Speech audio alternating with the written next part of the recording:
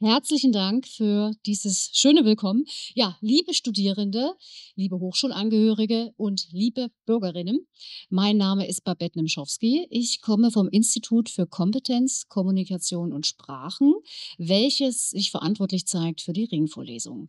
Und ich begrüße Sie in dieser Funktion ganz herzlich zur dritten Veranstaltung.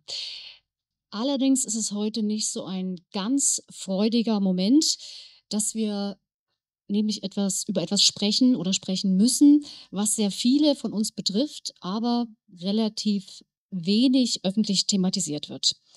Umso dankbarer bin ich, dass Professor Dr. Heinz-Jürgen Voss von der Hochschule Merseburg den Weg zu uns gefunden hat, als jemand, der in seiner Arbeit ja heutiges Thema des Abends, nämlich, wie soll ich es nennen, die chronische Gewalt, will ich fast sagen, oder die permanente Gewalt, die an weiblichen und diversgeschlechtlichen Menschen in unserer Gesellschaft doch passiert. Ich muss ein bisschen ablesen, weil er hat recht viel in seiner Vita stehen. Heinz-Jürgen Voss ist Sexualwissenschaftler, Sozialwissenschaftler und Biologe. Er ist Studiendekan, er ist Prorektor für Bildung und er hat seit 11 Jahren mittlerweile die Professur für Sexualwissenschaft und sexuelle Bildung an der Hochschule Merseburg inne. Seine Arbeit, ich habe mich ein bisschen eingelesen, bewegt sich, würde ich sagen, an so einer Schnittstelle zwischen Forschung, Bildung und Praxis. Sein Ziel oder seine Ziele, es sind mehrere, sind in erster Linie mehr Sichtbarkeit für sexuelle und geschlechtliche Vielfalt, mehr Schutz vor sexualisierter Gewalt und auch eine konsequentere Forderung oder Förderung für Selbstbestimmung. Ich hoffe, das ist so formulierbar, ja. 3 Forschungsschwerpunkte stehen zurzeit im Zentrum seiner Arbeit. Das erste ist, dass er aufzeigt, dass es auch aus biologischer Sicht mehr als 2 Geschlechter gibt und er scheinbar natürliche Geschlechtszuschreibung kritisch hinterfragt. Der zweite Schwerpunkt, er befasst sich mit interkulturellen und intersektionalen Aspekten in Bezug auf sexuelle Bildung, insbesondere in der Ausbildung von Lehrkräften. Das ist der zweite Schwerpunkt. Und drittens, deswegen ist er heute vorrangig hier, er forscht auch zur sexuellen Selbstbestimmung und zur Prävention sexualisierter Gewalt. Er hat gemeinsam mit, aber die Namen sind mir leider nicht mehr eingefallen, 2 Kolleginnen die Visa-Studie durchgeführt im Auftrag des sächsischen Justizministeriums. Und zwar ging es in dieser Studie darum, inwieweit gibt es sexualisierte Gewalt, häusliche Gewalt und auch Stalking in Sachsen, wie weit ist das verbreitet? Die Studie beleuchtet aber auch, da wird da noch viel zu sagen, ich will nicht vorgreifen, so Strukturen der Institutionen und auch, das trifft so ein bisschen das Metathema unserer Reihe, gesellschaftliche Normen und wie sie dazu beitragen, dass diese Gewaltformen nicht erkannt werden oder auch bagatellisiert werden, vor allem zugunsten der männlichen Täter. Was ist noch zu erwähnen? Heinz-Jürgen Voss bringt nicht nur fundiertes Forschungswissen mit, sondern auch eine ganz klare Haltung. Ich wage zu formulieren, dass er als männlich gelesene Person seine Expertenrolle auch nutzt, um sich ja solidarisch auf die Seite von Betroffenen zu stellen. Und das macht er mit Worten, die mich zumindest, wenn ich seine Forschungsarbeiten lese, sehr bewegt haben und auch mit Forschung, die etwas verändern will in unserer Gesellschaft. Nochmals herzlichen Dank, dass Sie den Weg nach Mittweida gefunden haben, dass Sie Ihre Forschungsergebnisse heute persönlich vorstellen und wir dann noch eine halbe Stunde haben, um mit Ihnen ins Gespräch zu kommen. Begrüßen Sie recht herzlich Professor Dr. Heinz-Jürgen Voss.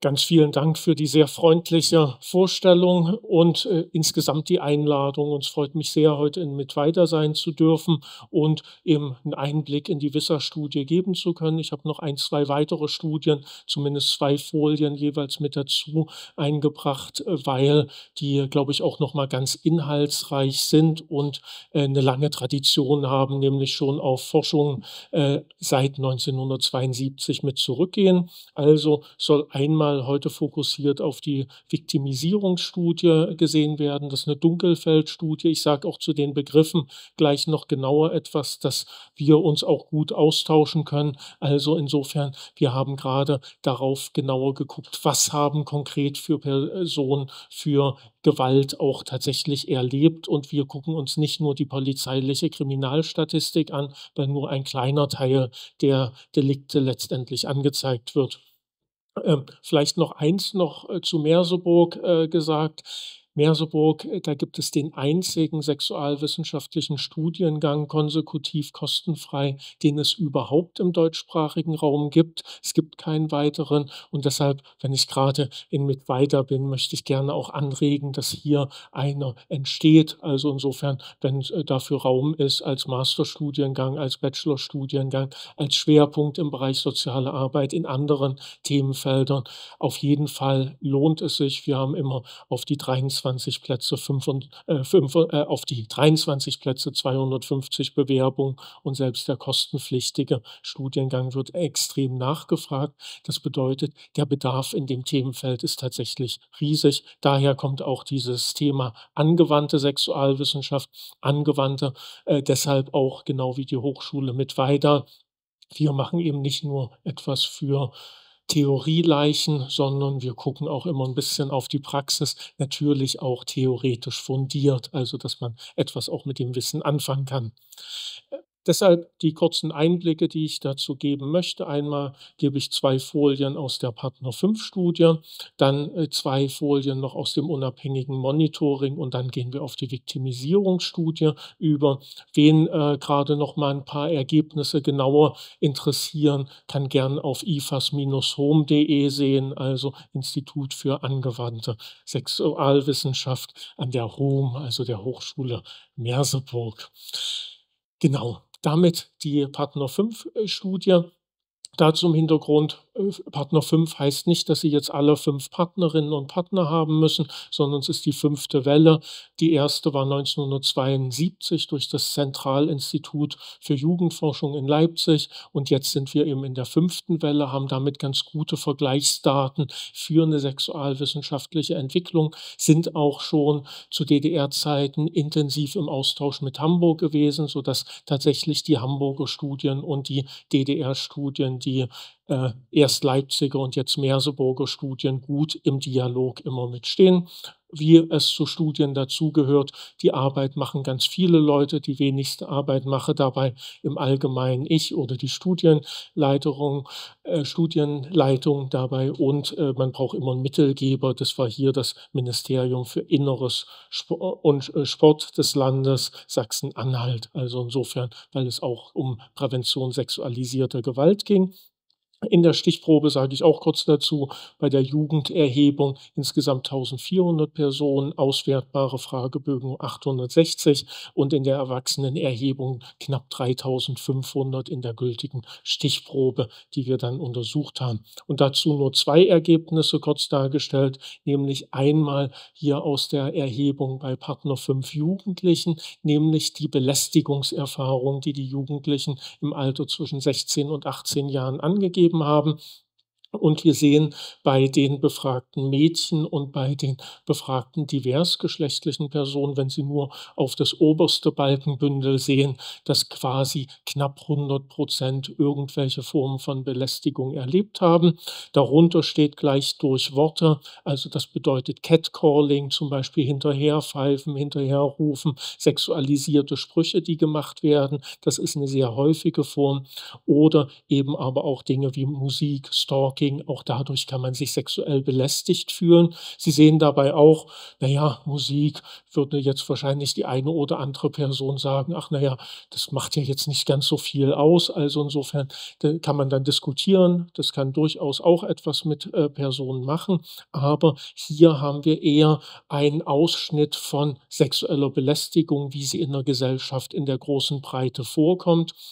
Und wir haben jetzt das Thema, was ist normal eigentlich in der Gesellschaft? Das bedeutet, sexuelle Belästigung gehört aktuell noch zum guten Ton in der Gesellschaft. Also insofern, sexuelle Belästigung findet in größerem Maße statt. Gerade eben solche Dinge wie belästigt werden durch Worte oder auch unerwünschte Berührung. Gleichzeitig sind wir seit mittlerweile ungefähr 1,5 Jahrzehnten, seit 15 Jahren, sind einige Formen stärker in die Diskussion gekommen. Also tatsächlich durch dieses stärkere Diskutieren über sexualisierte Gewalt im schulischen Kontext einmal, aber auch in der Gesellschaft insgesamt, diskutieren wir über solche Fragen wie Geschlecht, Körper und Sexualität. Und damit sehen wir auch, ich zeige dann noch 2 Folien dazu, dass sich die Situation tatsächlich erheblich verbessert hat schon. Also, das Wichtige ist gar nicht, welche Meinung wir jeweils haben, sondern das Wichtige ist, dass wir in der Gesellschaft darüber diskutieren, dass wir über Gewalt sprechen, dass wir über Grenzverletzungen sprechen und dass wir darüber sprechen, wie wir miteinander leben wollen. Hier also so eine Belästigungsfolie ist eher ein Hinweis auf Männerdominanz in der Gesellschaft, auf sexuelle Belästigung, die in einer großen Breite stattfinden. Das ist 'ne zweite Folie. Mehr habe ich dann aus Partner 5 hier jetzt nicht herausgegriffen, sondern, wenn Sie auf das Balkenbündel, das vorletzte, von Ihrer Seite aus auf der rechten Seite sehen, dann sehen Sie für Partner 5 Jugendliche wiederum, dass 24% der befragten Mädchen bereits einen Vergewaltigungsversuch erlebt haben, 39% der befragten diversgeschlechtlichen, Personen und 7% der befragten Jungen. Ähm, Nämlich, wir haben gefragt, deshalb Vergewaltigungsversuch, wir haben die Jugendlichen zwischen 16 und 18 Jahren gefragt. Jemand versuchte mich zum Geschlechtsverkehr oder anderen sexuellen Handlungen zu zwingen. Das ist der Tatbestand der Vergewaltigung beziehungsweise des Vergewaltigungsversuchs hier. Und wir fragen aber ganz bewusst offener, nämlich gerade aus dem Hintergrund, weil wir möglichst auch 'n Raum eröffnen wollen, dass Personen auch etwas angeben können, wenn sie in einer Intimbeziehung beispielsweise Gewalt erleben. Die ist hier mit abgebildet, weil zum Beispiel eine Partnerin auch mal angegeben hat, dass sie durch ihre Partnerin oder einen Partner zu sexualisierte Gewalt erfahren hat. Und wir fokussieren nicht einfach nur auf den fremden Mann, der tatsächlich eher in selteneren Fällen der Täter ist, sondern ungefähr 70% der Gewalt kommt aus dem Nahbereich, und teilweise je nach Altersgruppen bei Kindern und Jugendlichen sogar noch mal deutlich mehr, können wir auch in der Diskussion noch mal genauer mit drauf sehen. Ähm, Rechts daneben, ganz auf der rechten Seite, das Balkenbündel zeigt an mit 43% bei den befragten Frauen und 57% bei den befragten diversgeschlechtlichen Personen, dass im Lebensverlauf, also das sind die Ergebnisse Partner 5 Erwachsenenstudie, dass im Lebensverlauf die Zahlen noch ansteigen, ist logisch. Lebenszeitprävalenz ist höher, da ist mehr Zeit, dass etwas jeweils stattfinden kann.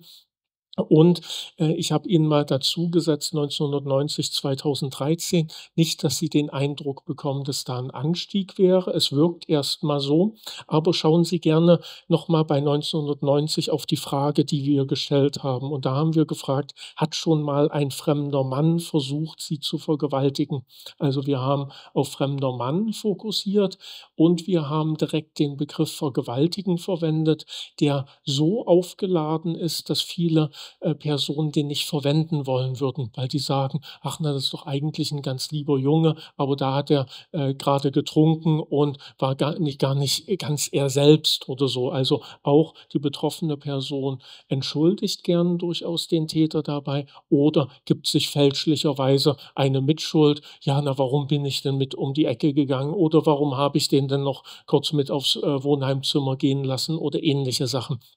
Deshalb ist es wichtig, wie man fragt und Sie sehen hier auch in einer sexualwissenschaftlichen Perspektive, dass Wissenschaft anders fragt, dass wir, uns da auch verändert haben und dass die Daten jetzt aus der Partner 5 Studie das tatsächliche Dunkelfeld abbilden. Was erleben Personen? Ähnlich sehen wir es auch in der Schweiz mit der Optimus-Studie beispielsweise. Sie werden es auch sehen, dass wir bei der Visser-Studie wiederum ähnliche Größenordnung in Bezug auf auch häusliche Gewalt dann sehen, aber auch in Bezug auf sexualisierte Gewalt sehen. Also, aber auch 1990 werden wir ein ähnliches Ausmaß von sexualisierter Gewalt gehabt haben. Also, das bedeutet nicht, dass wir da einen größeren Anstieg haben.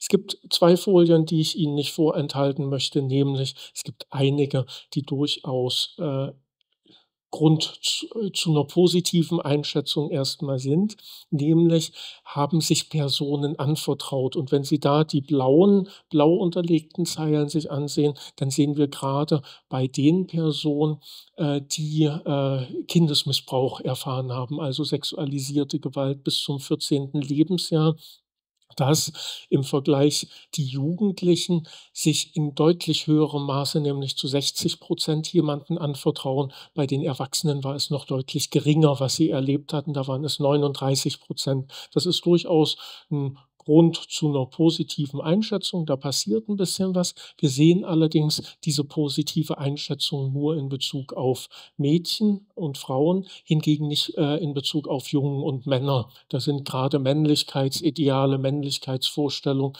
teilweise noch sehr ausgeprägt. Also, Jungen lernen relativ früh, in ihrer Erziehung, sie sollen stark sein und all solche Dinge, die natürlich eigentlich unsinnig sind, aber die tatsächlich immer so aufgemacht werden, sodass, sie, äh, lernen, dass sie sich keine Hilfe holen dürfen. Und da müssen wir auch gesellschaftlich mit dran. Also auch diese, gesellschaftlichen Geschlechtervorstellungen, die wir haben, sind durchaus problematisch, sowohl für, Mädchen und Frauen als auch für Jungen und Männer, als auch selbstverständlich für diversgeschlechtliche Personen.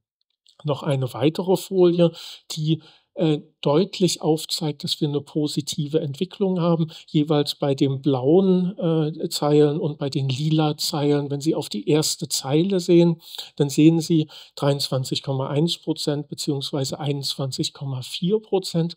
Das sind jetzt die Anteile der Delikte, die Justiz beziehungsweise Polizei bekannt werden. Da werden Sie vielleicht sagen: „Ach na, das ist aber wenig, nur paar 20%." Ich sage Ihnen: „Ach, das ist aber eine tolle Entwicklung, das ist ja richtig viel", weil noch vor 15 Jahren hatten wir ein Hellfeld, also das, was Polizei und Justiz bekannt wurde, von 5%. Also, durch die gesellschaftliche Debatte, die wir haben in der Gesellschaft, sind wir erheblich schon vorangekommen. Und deshalb sage ich da auch immer ganz dazu, es ist wirklich ganz egal, was mal 'ne Zeitung dann dazu schreibt. Es ist wichtig, dass wir darüber verhandeln, und da gehören die ganzen unterschiedlichen Positionen dazu. Da, kann die eine Person mit etwas robusteren Umgang leben, die andere, die wünscht sich mehr Achtsamkeit. Es ist wichtig, das in Aushandlung zu bringen, damit wir eben auch Grenzverletzung, Übergriff in den Blick bekommen können. Und auf dem Weg kriegen wir dann auch durchaus die schweren Delikte auch mit in den Blick und da auch immer auf die unterschiedlichen Berufsgruppen mitsehen. Also, durch die gesetzlichen Veränderungen, die wir haben, werden auch Polizeibeamte und Polizeibeamtinnen zum Beispiel sehr entlastet. Also, wir machen auch die Schulung, in Aschersleben an der Polizeihochschule beispielsweise zu sexualisierter Gewalt, aber auch zu lesbisch, schwul, bi, trans, Interthemen. Und, da, was PolizeibeamtInnen jeweils erlebt haben, und dann haben sie mal einen Fall, der tatsächlich ganz genau nachgewiesen werden konnte, wo alles ganz klar ist, schwerer Kindesmissbrauch über mehrere Jahre, und dann gab es zeitweise eben nur 'ne, Verurteilung. Also, auch strafrechtlich kann man natürlich immer in Diskussion ziehen, werden sie auch in Mittweida machen. Aber wir sind eben gerade auch auf, Gefängnis und Strafverfahren eingestellt in der Gesellschaft, und dann wird eine Person auf 9 Monate auf Bewährung beispielsweise verurteilt. Das war noch bis vor kurzer Zeit so, bis wir diese Veränderung in dem Strafrecht jetzt hatten, sodass durchaus einige positive Entwicklung mit vorangegangen sind. Das so 'n kleiner ich versuche immer die Themen auch man kann nicht die ganze Zeit auf sexualisierte Gewalt gucken und dann hat man immer nur die Belastung vor Augen, sondern ich finde, man braucht auch immer so 'n positiven Ausblick. Was verändert sich? Was können wir auch dazu beitragen? Und deshalb, wenn Sie's auch an der Stelle schon mitnehmen. Sie können zum Beispiel alle dazu beitragen, dass Sie genau zuhören, genau hinhören, auch bei, Freundinnen, Bekannten, wenn Sie die über Jahre nicht mehr gesehen haben, dann gehen Sie mal zum Kaffee vorbei oder zu dem Kuchen. Vielleicht hatte der Ehepartner von ihr erzählt: „Ach na ja, die lügt ja immer so viel“ und all solche Dinge. Genau, das ist 'ne Täterstrategie. Also, insofern tatsächlich eine betroffene Person von dem Freundes und Bekanntenkreis zu entfremden, damit sie sich keine Hilfe und Unterstützung holen kann. Und deshalb, wir können da jeweils was machen und eben durch Debatte im Bekanntenkreis, aber auch, dass wir uns einfach mal auf 'n Kaffee einladen und Kuchen mitbringen oder solche Dinge. Also, es muss gar nicht so belastend sein, immer das Themenfeld. Damit komme ich zur Viktimisierungsstudie Sachsen. Das ist tatsächlich eine etwas ausführlichere Studie gewesen, wo wir gucken wollten also, unsere Studien sind immer ich habe jetzt auch nur Gewaltergebnisse herausgeschält. Wir machen umfassende sexualwissenschaftliche Studien, wo es um die ersten Male geht, also den ersten Kuss, das erste gleichgeschlechtliche Petting, das erste andersgeschlechtliche Petting. Also, insgesamt jeweils 130, 150 Fragen, die wir einbauen. So auch hier in der Studie. Was uns zum Beispiel immer interessiert ist sind die Herkunftsbedingungen. Also, wie sind Menschen aufgewachsen schon in einem Elternhaus, was zum Beispiel Gewalt ausgeübt hat? Haben sie da Gewalt erlebt? Da werden Sie noch mal ganz interessante Zahlen dann im weiteren Verlauf noch mit sehen. Was uns bei der Visser-Studie interessiert hat, ist, wie kommen eigentlich Gewaltdynamiken zustande? Wo wird Hilfe gesucht? Wer wird als unterstützend wahrgenommen? Und was sind die Anlässe für Gewalt? Also, auch davon auszugehen, Gewalt heißt nicht, dass irgendwie, eine Person sie weiß gar nicht, wie ihr geschieht, auf einmal bei einem gewalttätigen Partner ist, sondern wir haben meistens auslösende Ereignisse und darauf zu gucken, was sind das für Ereignisse? Wie kommt 'ne Gewaltdynamik auf? Wie kann sie unterbrochen werden? Und warum gibt sich eine Person auch eine Mitschuld? Weil zum Beispiel bei verbaler Gewalt, die ja auch auftreten kann, hat vielleicht auch die, von körperlicher Gewalt betroffene Person dann auch ganz gut ausgeteilt. Das kann ja auch dabei sein. Wir können auch bei körperlicher Gewalt feststellen, dass durchaus auch Frauen, körperliche Gewalt anwenden. Wir können dann immer dabei gucken, ab wann wird es dann schwerwiegende Gewalt. Also auch dann müsste man noch mal auf die Intensität der Gewalt gucken. Aber Sie hören schon aus diesen ganzen vielen Nebensätzen, solche Studien sind gar nicht ganz einfach, weil man tatsächlich einmal 'n Verständnis bei den Befragten erreichen muss. Gleichzeitig müssen wir in 'ne gute Differenziertheit auch mitkommen. Also, es geht hier um 'ne Dynamik von Gewalt, das sagen diese vielen Anführungszeichen damit. Die Studie auch wieder im größeren Kontext gemacht, hier durch das Sächsische Ministerium, für Justiz und für Demokratie, Europa und Gleichstellung. Das muss ich tatsächlich ablesen und, natürlich auch in dem ganzen Kontext auch, Beratungsgremien, Projektbeirat beispielsweise, auch ganz wichtig. Wir haben auch hier insgesamt, 'ne ganz gute, Probe erreicht, 1.300 Personen aus unterschiedlichen Altersgruppen. Das habe ich Ihnen mal dazu gesetzt. Und was wichtig war, aus den unterschiedlichen Landkreisen, die sehen Sie hier auch abgebildet. Das war durchaus eine kleine Hintergrundinformation, die vielleicht mit relevant ist. 2 Landkreise hatten, in Sachsen gesagt: „Bei uns findet keine Gewalt statt. Bei uns gibt es so etwas nicht“, was selbstverständlich nicht richtig ist, sondern wir wissen, dass es Gewalt gibt, sondern, sie ist dann vielleicht nicht ausreichend bisher im Blick gewesen, nicht aufgetaucht. Und, Sie sehen auch, die Partner-5-Studie ist auch 'ne bundesweite Studie.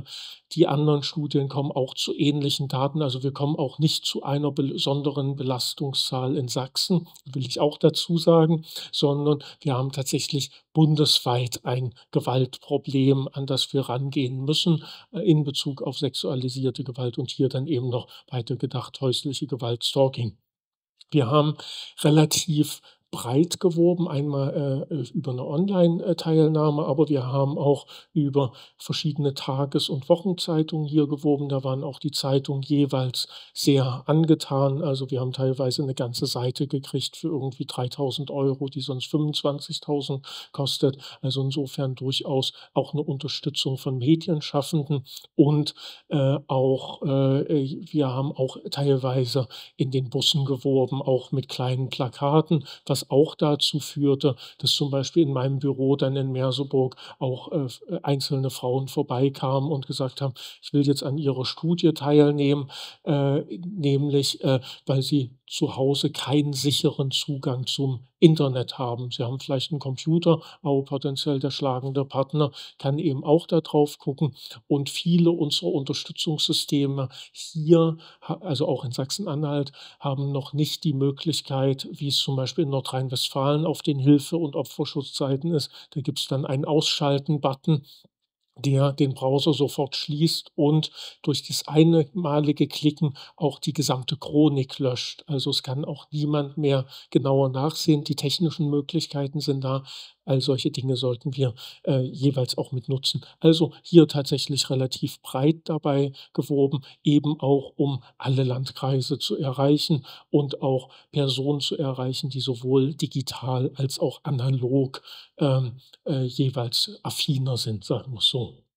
Zentrale Ergebnisse: erstmal sexualisierte Gewalt, da haben Sie jetzt schon ein paar Sachen mit gehört, gehabt, nämlich Sie sehen auch hier das, was wir in der Partner-5-Studie gezeigt haben. Ganz unten die letzte Zeile ist wieder, tatsächlich aufdringliche Blicke. Das ist im Prinzip so eine Form sexuelle Belästigung. Und Sie sehen auch hier, dass, Fragen wie, Zwang zum Geschlechtsverkehr beispielsweise auch 30% mindestens einmal erlebt haben. Also, insofern, die Zahlen decken sich in den Studien jeweils. Das bedeutet, wir müssen gar nicht mehr über die, Zahlen, viel diskutieren, sondern wir müssen eher über die Handlungswege der Unterstützung mehr diskutieren.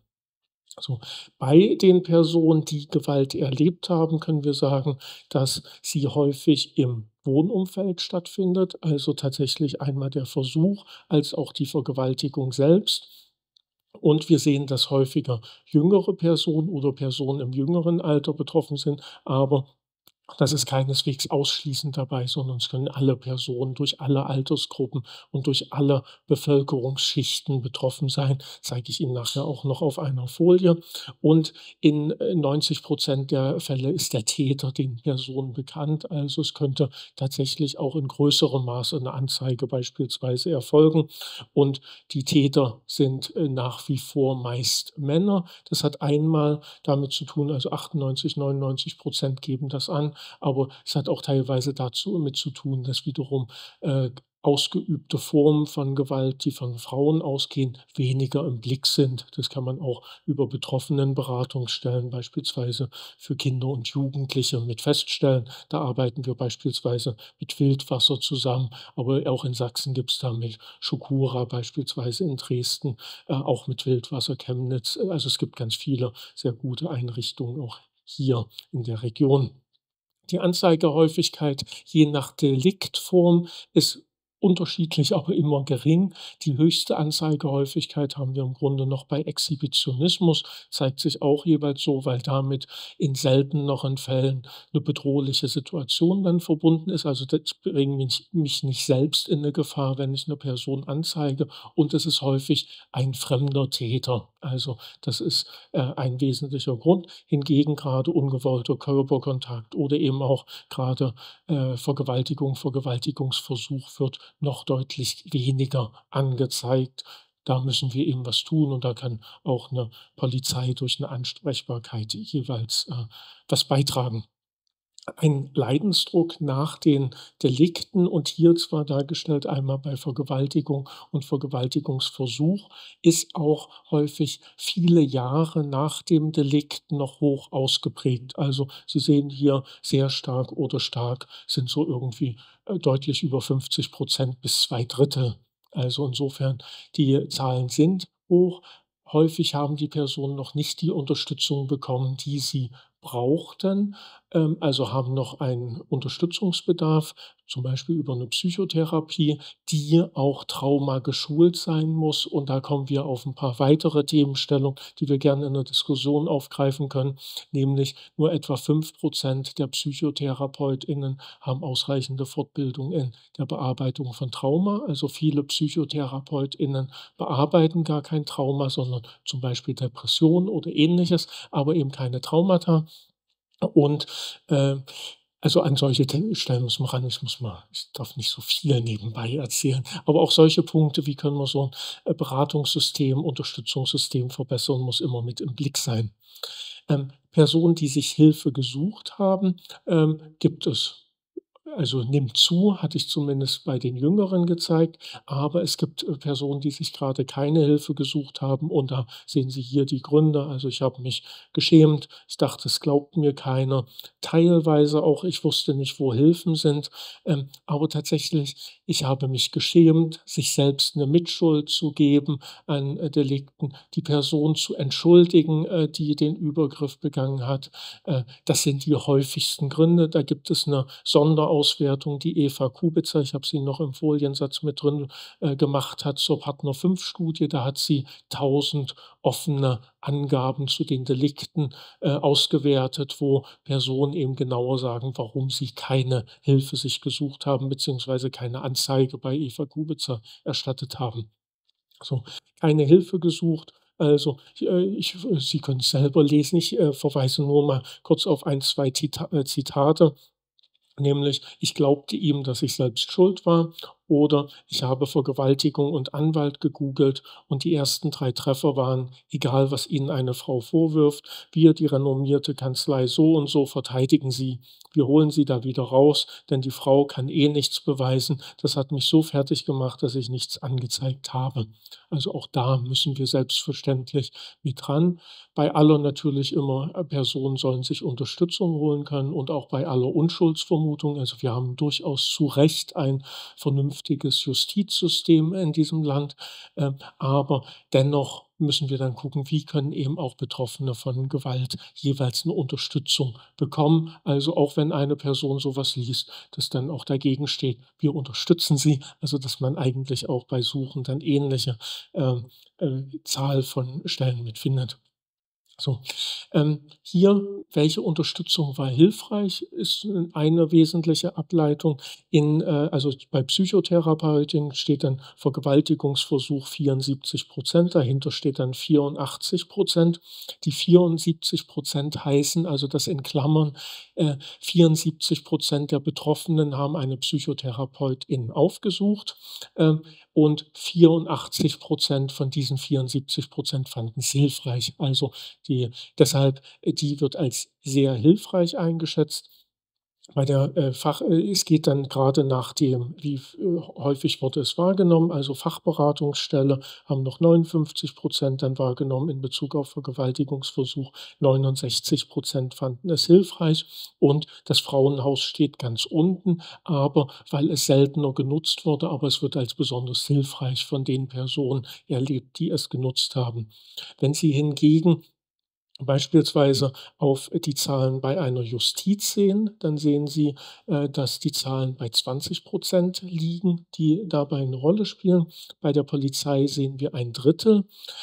Also, da sehen wir durchaus noch, 'n Aufwuchsbedarf, der da ist. Justiz ist, 'ne durchaus schwierige Situation sicherlich dabei, weil eine Justiz ist auf eine Neutralität verpflichtet. Also, damit muss man nicht notwendigerweise zufrieden sein, aber man kann durchaus auch, jeweils, Vorgehensweisen bei Gerichten so günstig verändern, dass Leute das nicht als schädigend dann wahrnehmen. Also, natürlich muss da möglichst auf eine Neutralität gegangen werden, und das ist ein ganz, ganz großes Thema, wo wir eigentlich ran müssen. Auch in Sachsen gibt es da sehr engagierte Leute, die dazu arbeiten. Nämlich in Bezug auf häusliche Gewalt haben wir häufiger die Situation, dass über Gerichtsprozesse der Aufenthaltsort, der Frau und der Kinder bekannt werden dem Täter. und der dann wiederum Gewalt ausüben kann. Also insofern, da haben wir durchaus in dem Gerichtsprozess selber angelegt die Schwierigkeit, dass die Adresse, der aktuelle Aufenthaltsort zum Beispiel im Frauenhaus dem potenziellen Täter, der ist ja nicht verurteilt, aber es steht ja ein schwerer Tatverdacht im Raum, jeweils bekannt gegeben wird. Das in Bezug auf sexualisierte Gewalt, was hilfreich war. Ich habe ja heute wir haben gar nicht so viele Zwischenfragen, aber ich gucke immer so ein bisschen, dass ich die Zeit einhalte, dass wir danach die halbe Stunde dann zum Diskutieren mit haben.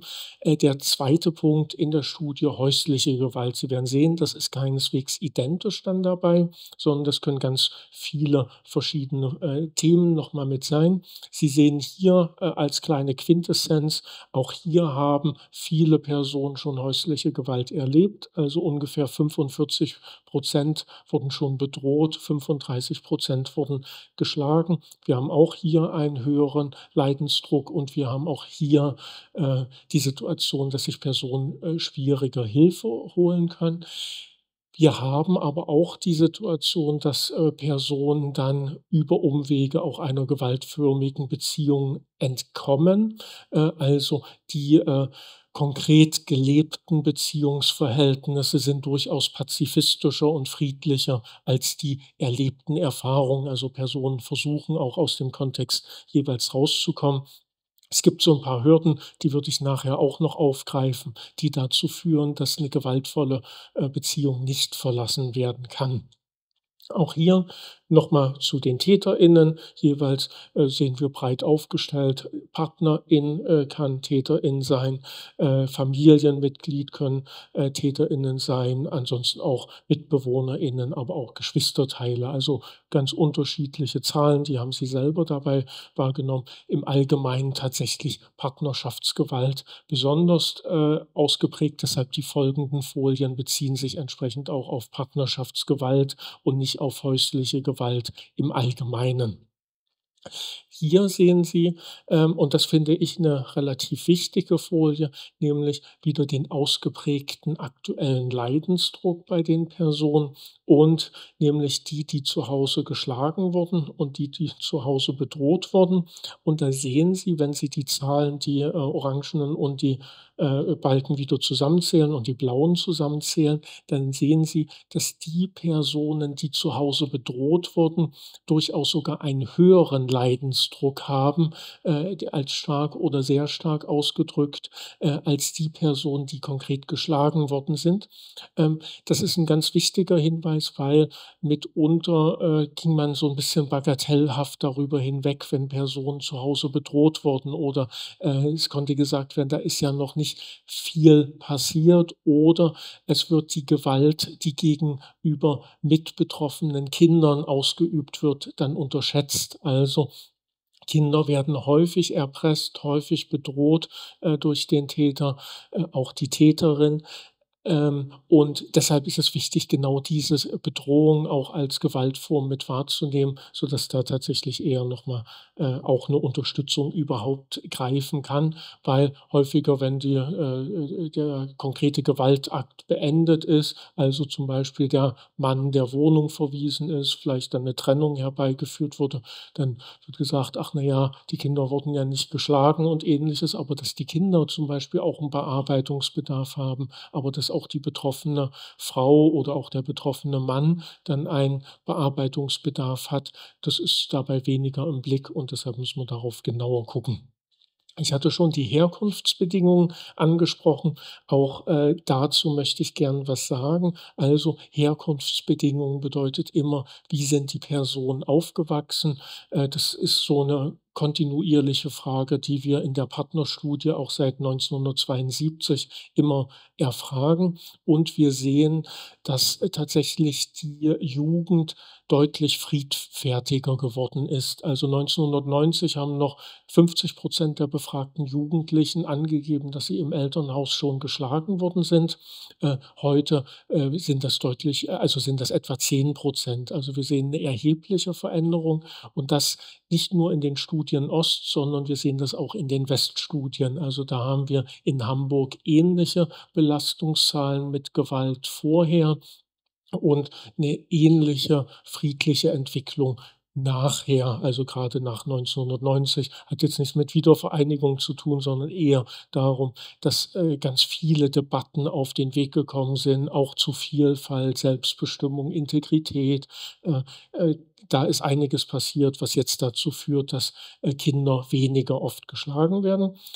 Wenn Sie hier auf die Herkunftsbedingungen sehen und wiederum nur mal auf die 2 letzten, Balken bündeln, dann sehen Sie, dass, die Personen, die in ihrer Kindheit Übergriffe erlebt haben, also hier blau eingezeichnet, ungefähr um den Faktor 3 bis 4 so häufig von Vergewaltigung im weiteren Lebensverlauf betroffen sind und ungefähr um den Faktor 2,5 von Gewalt in der Partnerschaft betroffen sind. Das ist ein wesentlicher Punkt, auch eine wesentliche Erkenntnis. Das bedeutet nämlich durchaus zum Beispiel eine, liebevolle und gewaltfreie Erziehung ist schon der wesentliche Punkt, durchaus ist eine wesentliche Präventionsmaßnahme, um Kinder und Jugendliche auch vor Gewalt schützen zu können, weil man auch lernt, andere Auswege zu finden, die eben nicht über irgendwelche Gewaltformen dann dabei geht. Deshalb, Sie merken, so eine Folie ist durchaus mal ganz wichtig. Solche Nebenfragen, die man stellt, haben jetzt nicht direkt mit einem Gewaltverhältnis zu tun, sondern, sie, liefern aber wichtige Erkenntnisse, um Ableitungen zum Beispiel für Schule und Bildung und auch ein Elternhaus jeweils leisten zu können. Was Sie schon aus diesen paar Folien mit herausbekommen, ist, dass, tatsächlich, die Personen, die daran teilgenommen haben, durchaus man denen immer gar nicht genug danken kann dafür, weil Sie können sich vorstellen, eine Person, die zum Beispiel sexualisierte Gewalt erlebt hat, hat so einen ganzen Kreisel von ganz vielen Fragen, die wir danach stellen. Dann ist die Person auch noch so und gibt auch noch häusliche Gewalt an. Schon wieder so ein ganzer Kreis von Fragen, die sich anschließen. Also, so eine Erhebung, dauert auch eine gute sexualwissenschaftliche Erhebung tatsächlich auch eher 60, 70 Minuten muss man dafür eingeplant haben. Und wir sagen dann immer irgendwie eine Dreiviertelstunde, aber am Ende wären es trotzdem immer 60, 70 Minuten. Und insofern trotzdem haben ganz viele zu Ende, jeweils, das verfolgt und, auch das deshalb auch aufgrund bei sexualwissenschaftlichen Studien sage ich immer ganz gern dazu, weil wir jetzt die ganze Zeit Forsa und MNIT und wie diese Institute alle verfolgen heißen verfolgen. Äh, Bei sexualwissenschaftlichen Studien sage ich gern dazu, dass wir tatsächlich so differenziert und genau an die Fragestellung rangehen, dass solche eine Studie nicht abschließend vollständig repräsentativ sein kann. Das ist aus meiner Sicht auch immer ein Qualitätsmerkmal, nämlich weil wir Forschungsethik genau beherzigen. Also, die Personen wissen, worauf sie sich einlassen. Es geht um Sexualität, ein tabubehaftetes Thema.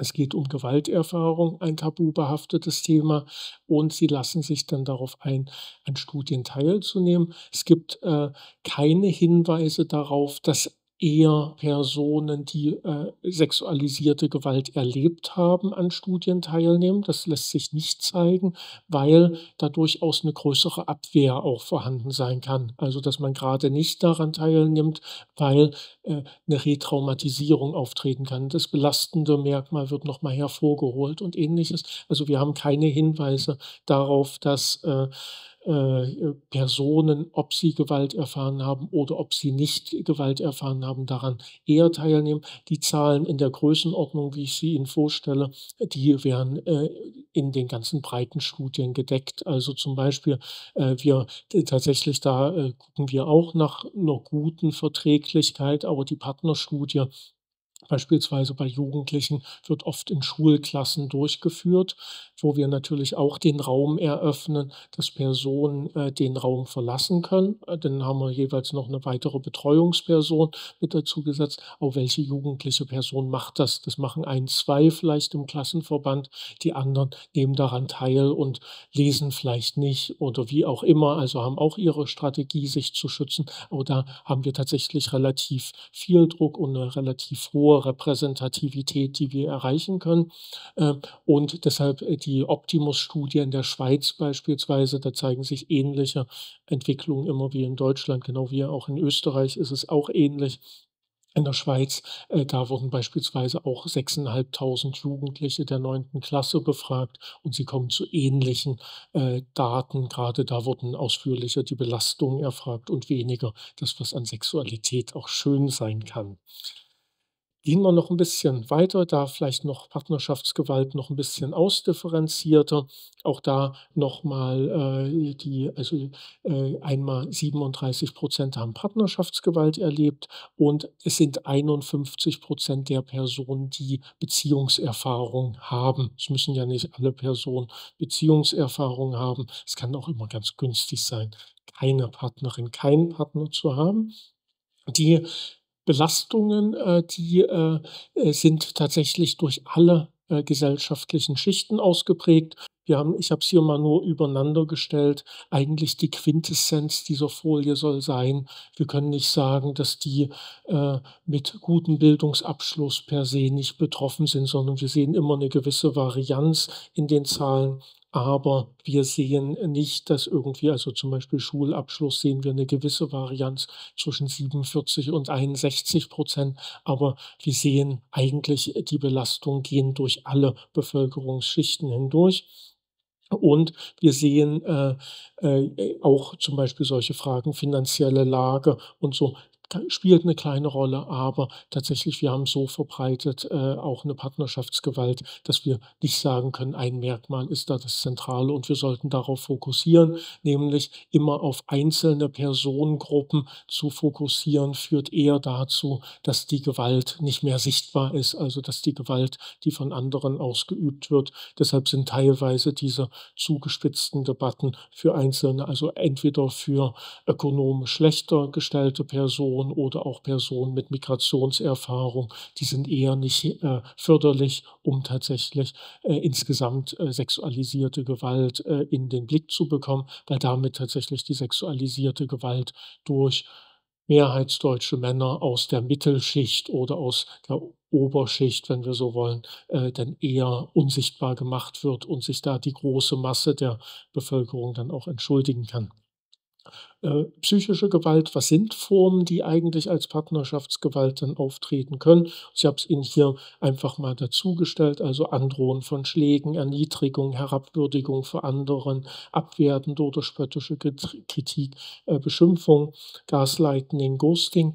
Äh, all das können jeweils Formen sein, die dabei auftreten, also ganz viele unterschiedliche Formen psychischer Gewalt, die am Ende auch, und das ist ein häufiges Mittel, dass eine Person als unglaubwürdig dargestellt wird. Also, deshalb kommt immer so eine spöttische Kritik, was Sie vielleicht auch schon mal in der Bahn mitbekommen haben, dass zum Beispiel ein Partner 'n Mann sehr abschätzig mit der Partnerin beispielsweise umgeht, um sich, aufmunternde Blicke aus der Straßenbahn oder, aus der hier S-Bahn, Bus jeweils zu sichern. Also, insofern viele Formen, psychischer Gewalt. Ich habe Ihnen hier auch mal Gaslighting, mit dazugesetzt. Das bedeutet Manipulation durch Lügen, und, Ghosting, unangekündigtes Zurückziehen aus einer Beziehung, was aber nur zum Vorschein ist, um Druck auszuüben. Aber das sind häufig Begriffe, die auftauchen, deshalb auch immer als kleine Einladung. Also, ich versuche auch ein paar Punkte zu erläutern, dabei, aber auch in der Gesellschaft sich auch immer, 'ne Wissenschaft zuzumuten, und eine Wissenschaft muss auch nicht an allen Punkten verständlich sein. Gibt immer mal ein paar Punkte, die man nicht gleich versteht, aber sonst würden wir ja auch einen sinnlosen Job machen, wenn alles gleich bekannt wäre, was, wir sagen würden. So, Formen von physischer Gewalt, also hier Schubsen, Stoßen, Würgen beispielsweise und, beispielsweise Ohrfeige aus einem Streit heraus, wo es um Eifersucht seinerseits ging, oder nach einer erneuten Aussprache über Treue kam es zu körperlicher Gewalt. Wir hatten unterschiedliche Meinungen. Ich erhielt Schläge und all solche Punkte. Also verschiedene Themen können eine Rolle spielen als Ausgangspunkt. Also, Sie sehen hier schon, Eifersucht und Treue kann 'n Punkt sein. Es kann auch so ein Punkt sein, dass, die, Frau im Allgemeinen dann eben auch abends mal mit Freundinnen weggehen will und dann die Frage aufkommt: „Ja, was macht die ganze Zeit?“ „Na, die geht eben mit Freundinnen weg“, aber der Mann glaubt es eben ihr nicht, und das kann eben Gewaltausgangspunkt auch mit sein. Und sexualisierte Gewalt.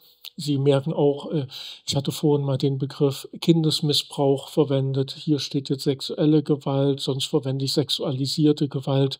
Diese Begriffsdefinition, da gibt es immer gute Gründe dafür und dagegen, würde ich Ihnen im Weiteren, wenn es dazu Fragen geben sollte, können wir darüber gern sprechen. Da habe ich jetzt eher nicht mit aufgemacht. Aber wir sehen zum Beispiel auch in einer partnerschaftlichen Beziehung, dass es zu Übergriffen kommen kann, also dass auch gegen den Willen einer Person Sex ausgeübt wird oder eben sexuelle Handlungen ausgeübt werden, die eine Person nicht möchte. Also hier zum Beispiel, er wollte Ohrfeigen beim Sex ausprobieren und ich soll es aushalten, obwohl es mir nicht gefällt. Und deshalb eben auch, ich sage auch immer mit dazu, es reicht gar nicht aus, dass wir in der Gesellschaft nur über sexualisierte Gewalt sprechen, sondern wir müssen auch lernen, über Sexualität sprechen zu können, also auch jeweils uns auszutauschen. Was gefällt uns eigentlich? Und dann aber auch wahrzunehmen und zu lernen, auch auf ein Nein zu reagieren, auch wenn man es dann jeweils möchte. Da muss man eben Aushandlung darum treffen, wie eben Sex miteinander dann auch immer stattfinden kann. Genau, das Genauere können Sie sich einmal hier, der Foliensatz geht Ihnen ja jeweils zu, wenn Sie Interesse daran haben, noch genauer angucken. Aber wir sind auch, Sie hatten am Anfang die Seite IFAS-Home. Wir haben jeweils, sind mit unseren Daten wirklich sehr offen und sehr öffentlich. Sie finden jeweils ein Tabellenband mit allen Zahlen. Also wir machen sogenanntes STARMO, das sind je nach verschiedenen Kriterien für jede Frage die wichtigsten Daten aufgelistet. Also jedes STAMO hat dann irgendwie 500 Seiten. Das finden Sie alles online. Sie finden einen kleinen Foliensatz aus einer Pressearbeit, die wir da mitgemacht haben, auch zu der Studie unter anderem mit. Und Sie finden auch immer noch mal so einen Bericht, gerade weil es auch hier verlangt war, aber auch bei Partner 5 gerade noch mal im Themenfeld sexualisierte Gewalt noch genauer. So, ähm, Ausgangspunkte für Beginn von Gewalt, also was sind eigentlich da zentrale Ereignisse?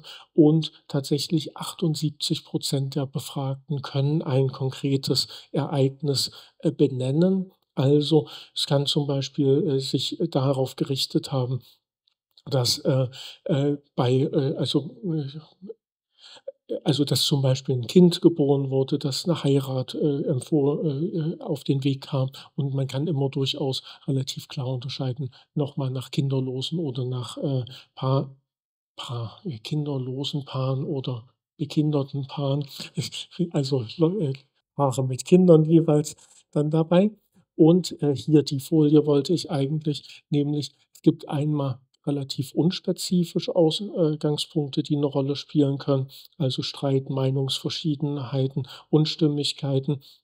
Es gibt verschiedene konkrete Konfliktsituationen. Also, Straßenverkehr wird mitunter belächelt. Das kann durchaus ein Ausgangspunkt sein. Alkohol, Substanzmissbrauch, verschiedene Themen wie sexuelle Lustlosigkeit oder auch vorzeitiger Samenerguss oder Erektionsschwierigkeiten, wo man eben mit so einem Thema jeweils in 'ner Gewaltform umgeht, anstatt einfach zu gucken, wie kann man es gut bearbeiten, gibt es auch immer gut sexualberaterisch einige Möglichkeiten, selbstverständlich. Dann Eifersucht, Trennungsabsicht, also Sie sehen hier jeweils auch die Prozentzahlen noch mal dahinter mit angegeben. Und eins wollte ich noch mit bei den Lebensereignissen kann zum Beispiel ein Kind im Allgemeinen, das zweite oder dritte Kind wird geboren, kann eine Rolle spielen oder beispielsweise eine Hochzeit kann auch ein Auslöser sein, einmal durch den vielen Stress ringsherum, alles vorzubereiten und allen recht zu machen, die man sonst nie sieht. Ähm, und deshalb können da belastende Situationen eine Rolle spielen und das kann eben in eine eigentlich gewaltfreie Beziehung in eine gewaltförmige Beziehung überführen. Deshalb ist es wichtig, darauf zu gucken und dann eben frühzeitig Strategien zu entwickeln, dass eben auch klar ist, natürlich auch als Partner, der gerade anfängt, zum Beispiel Gewalt auszuüben, ich will das ja nicht unbedingt, sondern sich dann auch bewusst zu machen: „Ach, ich kann mir da auch Hilfe holen.“ Also, dass man da frühzeitig zur Unterstützung kommt, bevor man eben schwerere Gewalt ausübt. Also, hier, eben tatsächlich, Eifersucht spielt im größeren Maße eine Rolle. Meinungsverschiedenheiten spielt bei 53 der Personen, die Kinder haben, eine Rolle, also Meinungsverschiedenheit in Bezug auf die Erziehung der Kinder, unterschiedliche sexuelle Erwartungen, Alkohol, Substanzkonsum. Also, das sind Begleitumstände, die so eine Gewalttat begleiten, sodass es durchaus zum Beispiel schon 'n wichtiger Punkt sein kann, einfach Alkohol und Substanzen, Drogenkonsum zu reduzieren oder eben ganz, zu lassen, weil das, eben schon dazu führen kann, dass eben die Gewalt auch aufhören kann, weil die Person in anderen Bewusstseinszuständen dann mit ist. Also, hier in Bezug auf die Form von Gewalt, sehen Sie noch mal, ich muss jetzt mal ganz kurz drauf gucken, ähm, also einmal, die Bedrohungssituation, aber auch geschlagenen Situation. Es gibt noch eine Folie gleich in Bezug auf Kinder noch mit dazu. Und da sehen Sie, dass ungefähr 79 ja, aber es blieb die Ausnahme oder ja schon öfter in Bezug auf, verbale Gewalt ausgesagt haben und in Bezug auf geschlagen werden beispielsweise sind 47. Also hier setzen sich die Gewaltformen noch mal zusammen. Und die Folie meinte ich, hier geht es um die Mitbetroffenheit von Kindern. Auch da sehen Sie, dass, in rund 50 der Fälle die Kinder bedroht werden. Sie sehen, zu, 24 dass die Kinder entweder in Ausnahmefällen oder auch in größerem Maße geschlagen wurden. In 1 der Fälle haben sie sexualisierte Gewalt erlebt. 28 wurden die Kinder erpresst. Also, wenn, sie, das irgendjemandem weitersagen oder wenn sie die Mutter weiter unterstützen beispielsweise, dann geht die Familie auseinander oder Ähnliches. Also, deshalb, häufig gerade dieses Bedrohen innerhalb der Familie spielt 'ne Rolle oder eben auch häufiger solche Bedrohungen, zum Beispiel von einem Haustier, das dann weggegeben werden soll oder der Hamster soll umgebracht werden oder all solche Dinge, die gerade Kinder noch mal als besonders belastend wahrnehmen können. Es gibt einige Risikofaktoren, für eine, gewaltförmige Beziehung, dass sie tatsächlich relativ lange hält. Sie sehen insgesamt, dass 63 Monate durchaus das sind 5 Jahre, also wird eine gewaltförmige Beziehung aufrechterhalten. Sie sehen, dass eine eingegangene Ehe, ich muss es leider so deutlich sagen, ein erheblicher Risikofaktor ist. Also, die tatsächlich dann werden 152 Monate wird dann eine solche gewaltförmige Beziehung aufrechterhalten, also mehr als 10 Jahre. Sie sehen dasselbe bei Kindern, die in der, Beziehung sind, also ungefähr, spielt der Faktor 3 dann eine Rolle. Also, das bedeutet nicht, dass Leute nicht heiraten sollen und, oder Kinder bekommen sollen, darum geht es nicht. Aber wir müssen gucken, äh, warum wirkt eine Ehe so? Also, vielleicht gibt es andere Formen. Beispielsweise in Frankreich wird wesentlich häufiger als die klassische Ehe der sogenannte zivile Solidaritätspakt geschlossen. Also, wo Leute einfach zum Standesamt gehen können, das eintragen lassen können und wenn sie keine Lust mehr haben oder wenn Bedrohungslagen aufkommen, dann können sie es wieder beenden. Also, einfach ohne, Scheidungszeiten und all solche Dinge. Vielleicht sind das Wege, um tatsächlich so eine Situation entlasten zu können und durchaus auch eine Ehe noch mal bisschen lustvoller und vielfältiger zu gestalten. Und, in Bezug auf Kinder machen sich, zum Beispiel, Eltern dann Gedanken darüber: „Habe ich noch das Sorgerecht?“ Gerade ich hatte vorhin zweimal schon so eine Täterstrategie, angedeutet, nämlich es wird erzählt: „Ach na, die Person lügt so und so.“ Also, es wird erstmal die betroffene Person von dem Freundeskreis entfremdet. Sie wird von der Polizei entfremdet. Es erscheint ohnehin nicht so ernsthaft. Also, wenn Sie zum Beispiel eine Frau haben, die zum Beispiel nach 2 Jahren ruft sie endlich mal die Polizei und, sagt dann hier Gewalt und wird ausgeübt. Dann, geht sie ins Frauenhaus, die Polizei kümmert sich, darum, ist aber schon 2 Tage später wieder, in, der Wohnung des Partners. Kann man auch drauf gucken, woran liegt das? Häufig nämlich, muss die Unterkunft im Frauenhaus bezahlt werden. Woher nehmen und nicht stehlen beispielsweise. Äh, Die Plätze reichen nicht aus. Wenn Migrationserfahrung 'ne Rolle spielt, dann wurde die Person vielleicht in dem einen Landkreis aus der Wohnung geholt. In dem Landkreis war aber kein Platz im Frauenhaus, frei. Die Polizei fährt die Person zum nächstgelegenen Frauenhaus im nächsten Landkreis, sodass das Ausländerrecht dazu führt, dass die da nicht bleiben kann. Also, all solche Punkte können dabei jeweils 'ne Rolle spielen und, deshalb, ist es zum Beispiel wichtig, sowohl im Hilfesystem als auch, bei, Polizei immer auch dafür zu wirken, die Person holt sich einmal Hilfe, sie holt sich zweimal Hilfe, sie holt sich vielleicht fünfmal Hilfe oder auch achtmal. Und beim achten Mal ist es dann tatsächlich vielleicht so, dass es zu einer Beendigung dauerhaft von der gewaltförmigen Beziehung führt und vorher eben nicht. Und das darf eben bei uns allen nicht, dazu führen, dass, wir, dann sagen: „Ach na ja, jetzt sie ruft schon wieder an, jetzt müssen wir da hinfahren“ oder ähnliche Sachen. Solche Sachen sollten gar nicht erst aufkommen, sondern es ist immer gerade dann der richtige Zeitpunkt, wenn es dann dran ist. Und gerade wenn es schon die Gespräche vorher gibt, dann ist immer die Möglichkeit, dass wir tatsächlich einen Zugang zu der Person konkret haben.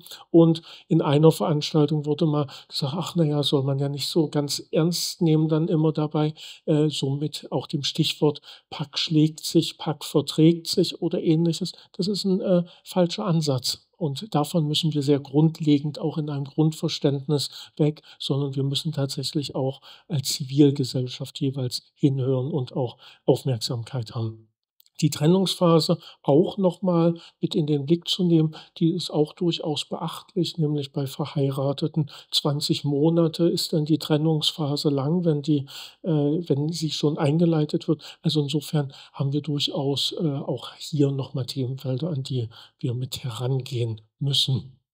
Auch, in Bezug auf häusliche Gewalt, welche, Unterstützung wurde als hilfreich wahrgenommen? Sie sehen wieder die Psychotherapeutin ganz vorne mit, dabei, nämlich 72 haben sie wahrgenommen und, 81 als hilfreich erlebt.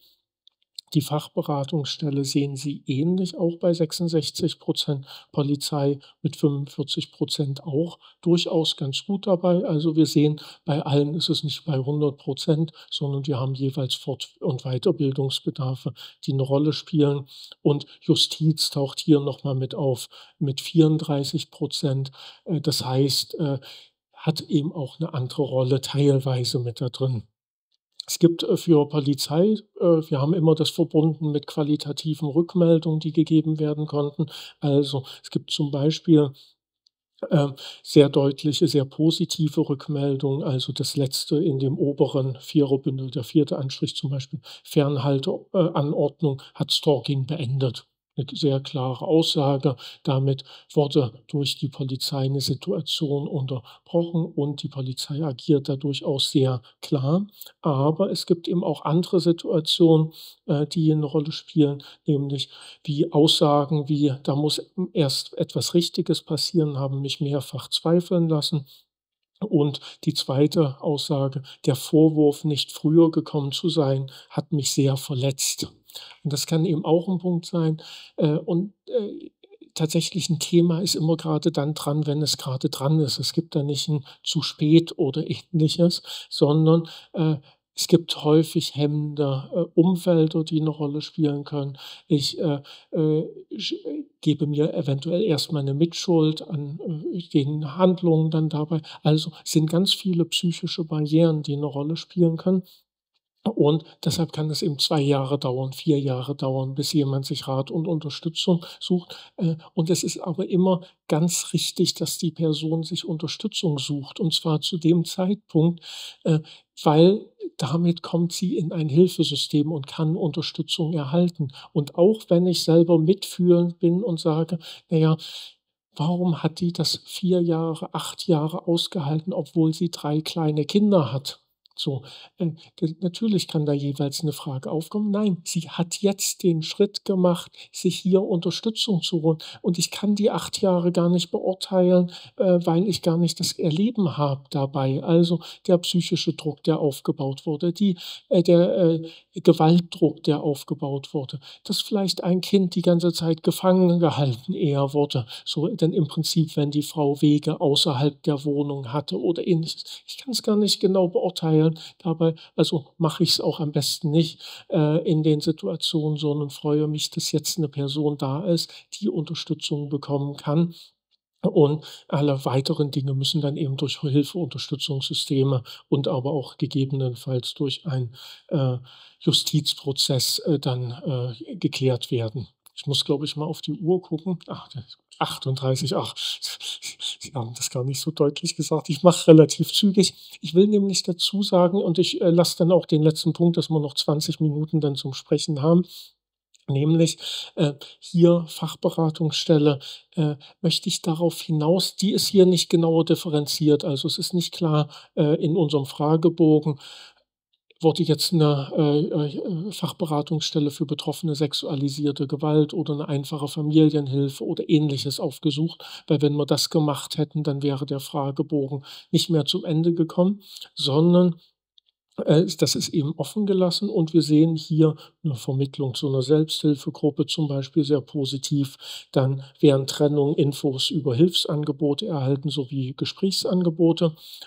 Aber wir sehen auch hier schwierige Situationen, nämlich Notsituationen, aber kein Termin frei. Mir wurde erklärt, dass die Situation nicht problematisch genug sei oder eben auch in dem vorletzten Punkt Familienberatungsstelle, Verharmlosung, Täter-Opfer-Umkehr.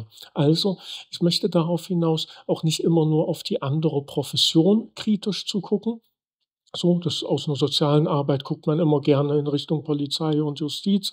Was kann da besser laufen? Ne, gucken wir mal auf die soziale Arbeit. Was kann da besser laufen? Und, tatsächlich häufig sind es solche Formen, die schnell in den Blick kommen, auch aus dem Studium heraus, nämlich, Mediation. Wie kann man das auflösen? Und grade in solchen Formaten wie Mediation findet oft 'ne Täter-Opfer-Umkehr statt, nämlich, dass dann gesagt wird: „Ach na ja, mussten Sie dann auch abends mit Ihren Freundinnen dann ausgehen?“ oder ähnliche Sachen. Also, selbstverständliche Rechte in der Selbstbestimmung, die dann aber auf einmal in Frage stehen, die verteidigt werden müssen, weil irgendwie eine Mediation das zusammenbringen möchte und das ist der, punktuell falsche Weg. Also, insofern auch da immer kritisch drauf gucken. Die Folien bringe ich noch und dann kommen wir zur Diskussion, nämlich auch das wieder durchaus 'n, positiver Blick, nämlich die Anzeigehäufigkeit dabei, nämlich, was hat sie eigentlich gebracht? Also, die Gewalt wurde beendet in 52 der Fälle, immerhin, und, die gerichtliche Verurteilung wurde in 24 der Fälle erreicht. Kann auch erst mal ernüchternd wirken. Ich würde wieder sagen, das Glas ist halb voll und nicht halb leer. Und wenn Sie drauf gucken, dann deshalb das ist der letzte Punkt, den ich zeigen möchte, nämlich wie wird es denn, die Entscheidung bewertet in Bezug auf partnerschaftliche Gewalt? Und da sehen Sie, dass die Personen, die Anzeige erstattet haben und obwohl, der Täter, nicht, f be also, nicht verurteilt werden konnte, äh, zu 90 sind die Personen zufrieden mit dem Schritt, Anzeige erstattet zu haben, das, was ins Rollen gekommen ist. Bei den Personen, die keine Anzeige erstattet haben, ist das Bild viel differenzierter. Da können wir das nicht so deutlich sagen. Und das heißt, auch Anzeige zu erstatten und auch zum Beispiel, dass das überhaupt vor Gericht ernsthaft verfolgt wird, auch wenn der Täter nicht verurteilt wird, ist schon das wird ernst genommen. Es wird verfolgt und dann, habe ich vielleicht nicht das Ergebnis, was, ich mir erhofft habe dann an der Stelle, aber das ist auch okay. Wichtig ist tatsächlich, dass 'ner Person geglaubt wird, dass sie unterstützt wird. Also, dass, äh, auch für alle Umfelder dann im Prinzip, dass wir tatsächlich erstmal der Person Glauben schenken, sie auch in ihrem Tun unterstützen, denn im Allgemeinen sucht sich auch eine Person, die betroffen ist von Gewalt oder sexualisierter Gewalt, nicht Selbsthilfe, sondern sie wird erstmal ermutigt durch ein Umfeld, sich Hilfe zu suchen. Das meistens auch Kinder, Jugendliche vertrauen sich meistens Freundinnen und Freunden an und dann irgendwie der Familie. Das bedeutet, wir haben dann 'n riesiges Potenzial. Menschen haben sich schon anvertraut und daraus kann dann auch erwachsen, dass 'ne Hilfe daraus resultieren kann. Und deshalb, da würde ich sagen, genau die Gesprächsbereitschaft aufzumachen, zu Gewalt sprechen zu lernen, zu Sexualität sprechen zu lernen, zu sexualisierter Gewalt sprechen zu lernen. Das ist ein ganz wichtiges Themenfeld. Und damit komme ich jetzt zum Schluss, damit wir auch noch Zeit für die Diskussion haben. Vielen Dank für die Aufmerksamkeit.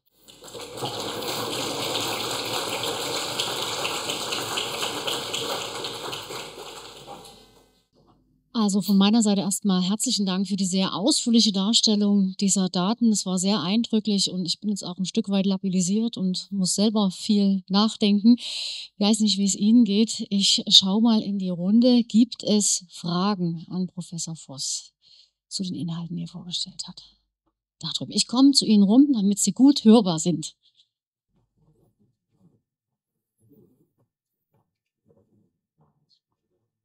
Dankeschön.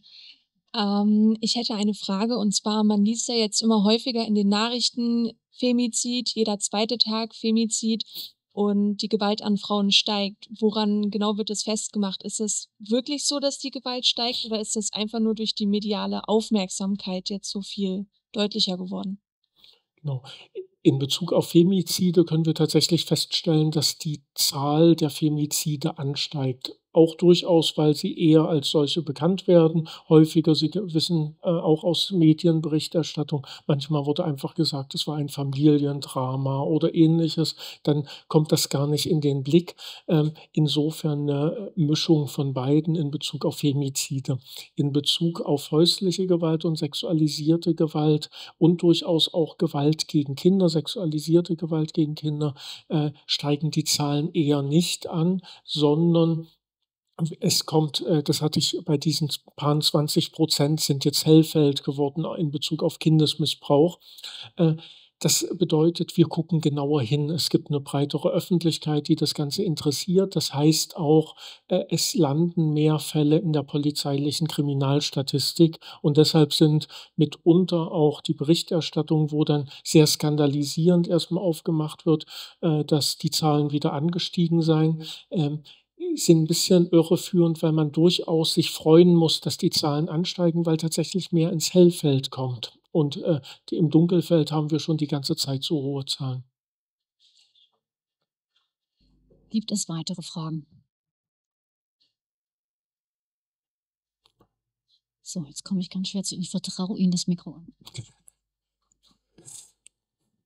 Ich habe eine strukturelle Frage, weil mir jetzt gerade aufgefallen ist, dass die WISA-Studie vom sächsischen Justizministerium, was ja bis zur letzten Legislatur noch so kompliziert hieß, unter anderem, weil man die Gleichstellung in den Namen genommen hat, wurde ja geführt aus einer progressiven politischen Ecke. Und sie sind ja auch abhängig von Finanzierung. Sehen Sie da Zusammenhänge zwischen auch stärker konservativ geführten Ministerien, die zum Beispiel sowas fordern? Also, spielt das dort auch eine Rolle? Gibt's da Äh, irgendwas dazu zu sagen? Gibt's auf jeden Fall. Man kann's gar nicht per se sagen. Also, zum Beispiel jetzt angelehnt an unsere WISSA-Studie und an die, Partnerstudie hat zum Beispiel die CSU-Fraktion in München einen Antrag zur Stärkung der Frauenhäuser und des Engagements, gegen sexualisierte Gewalt auf 'n Weg gebracht. Also, insofern, gibt es tatsächlich aus allen, politischen Ecken gibt es tatsächlich, jeweils 'n Interesse, solche Themen voranzubringen, sodass ich auch da immer drauf setzen würde tatsächlich, man muss mit den Leuten reden, man muss es erläutern, warum ist es wichtig, und da vorankommen kann. Tatsächlich die deutlichere Abwehr nehme ich aus dem, Feld 'ner rechtsextremen AfD wahr. Die möchte sich tatsächlich nicht mit Gewalt und sexualisierter Gewalt auseinandersetzen. In der Mitteldeutschen Zeitung gab es dazu mal eine Sonderauswertung der polizeilichen Kriminalstatistik, wo sich herausstellte, wo es denn die Täter werden ja immer auch bei Gewalt, häuslicher Gewalt werden die durchaus aufgeschlüsselt nach rechten Spektrum, linken Spektrum oder das andere heißt dann ausländische Ideologie. Äh, und da sehen wir, dass tatsächlich da wo etwas ausgesagt werden konnte zu dem Hintergrund, waren fast ausschließlich rechtsextreme Personen, die diese Gewalt ausgeübt hatten. Tatsächlich irgendwie, es war die Zahl dann für die Region rings um Halle, waren 150 rechtsextrem, so Größenordnung. Und für die Zahl von zum Beispiel ausländischer Ideologie waren es dann 10 Fälle. Also natürlich auch die nicht bagatellisierend, aber wir sollten tatsächlich mehr auf auch ein rechtes Spektrum gucken, wie Gewalt dann auch ausgeübt wird. Aber deshalb relativ breit gedacht. Wir machen also deshalb, ich habe auch betont, dass wir gerade immer versuchen, positive Ansätze zu bringen. Also wir haben Curriculum entwickelt, sexuelle Bildung für das Lehramt auf www.sebile.de zu finden beispielsweise.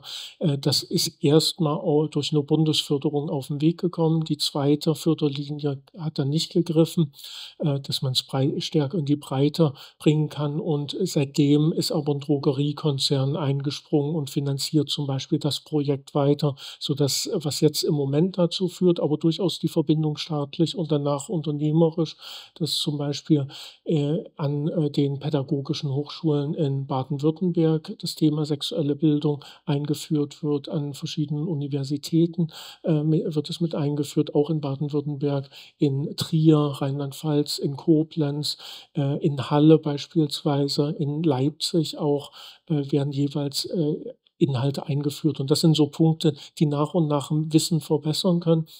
Sexuelle Bildung für das Lehramt baut auf einer Studie von Uni Leipzig und uns auf, die gezeigt hat, dass 80% der Lehrkräfte im Studium nicht zu sexueller Bildung gehört haben und die anderen wissen wir auch nicht, ob es 90 Minuten sind oder wie auch immer.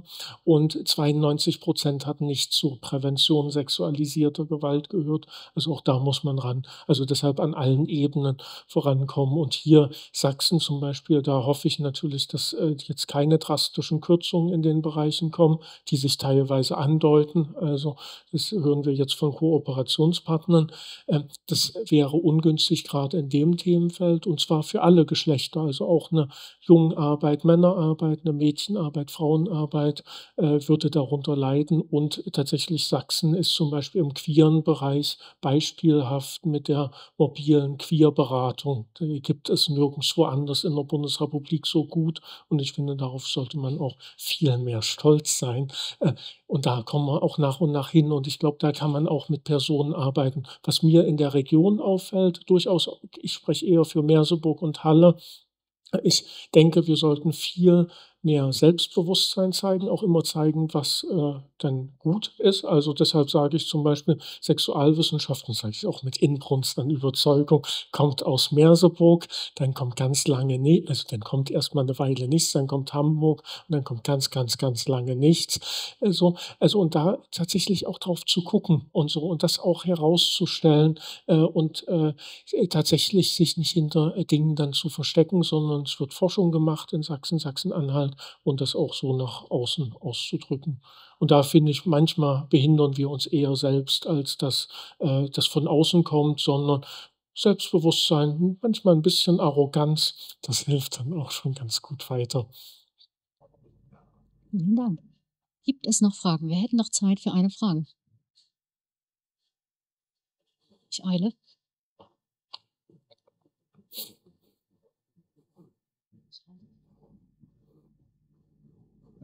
Sie hatten anfangs erwähnt, dass sich die Gewaltformen von weiblich gelesenen Personen eher unterscheiden von den von männlich gelesenen Individuen. In welche Richtung geht es dann? Genau. Also, das hatten wir gerade bei der Partnerstudie, wird das deutlicher. Also, tatsächlich, wenn man sich die Gesamtquantität der Gewalt anguckt, also alles zusammen addiert, kommt man ungefähr auf ein gleiches, Gewalterleben. Aber zum Beispiel sexualisierte Gewalt wird fast ausschließlich, von Männern gegen Frauen ausgeübt und kaum von Frauen gegen Männer ausgeübt. Beispielsweise verbale Gewalt wird teilweise häufiger von Frauen ausgeübt, körperliche Gewalt etwa gleich. Da muss man sich jeweils wieder noch mal 'ne Intensität angucken. Also tatsächlich, äh, wir sehen, dass verschiedene Beziehungssituationen, Dynamiken dazu führen können, dass Gewalt entstehen kann.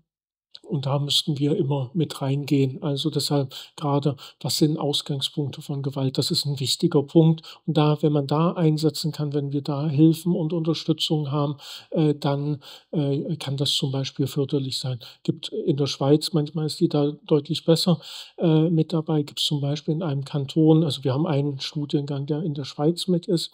Und da war es zum Beispiel so, dass, der Kanton festgestellt hat, irgendwie Paar und 2 Kinder und die wollen sich eventuell trennen und all solche Sachen.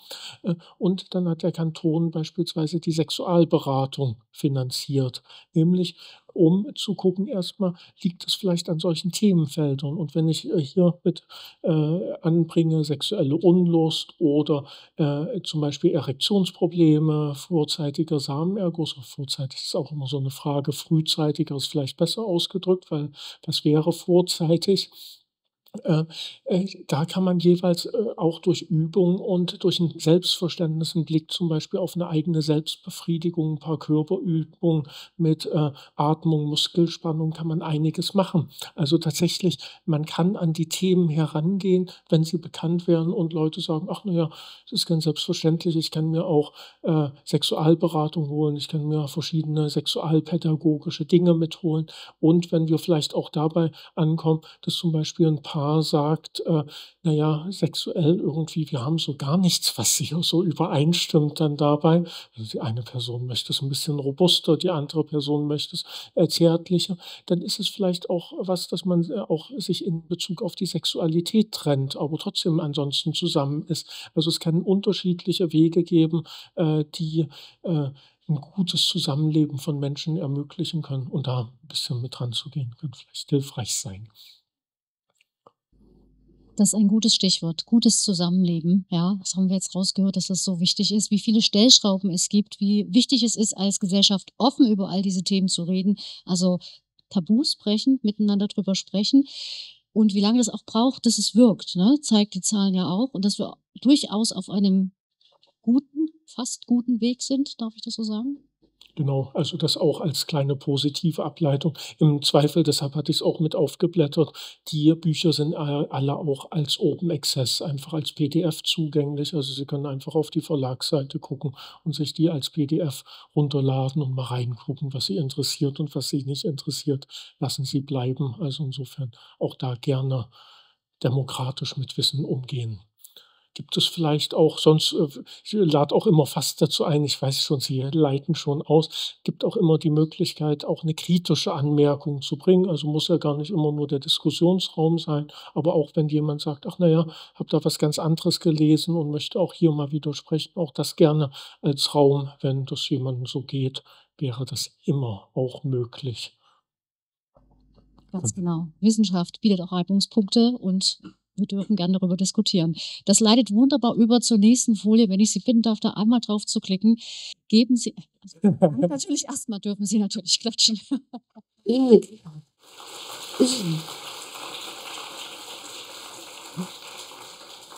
Also, ganz herzlichen Dank nochmal und, ich möchte das noch mal betonen, bitte nutzen Sie die Chance auf Feedback, ja. Gerne scannen Sie den QR-Code oder, füllen Sie analog aus. Geben Sie uns eine Rückmeldung, wie Sie die Veranstaltung fanden.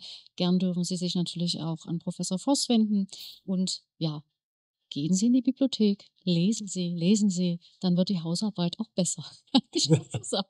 Okay, ja, also herzlichen Dank und ich möchte darauf hinweisen, wir sehen uns wieder in 2 Wochen.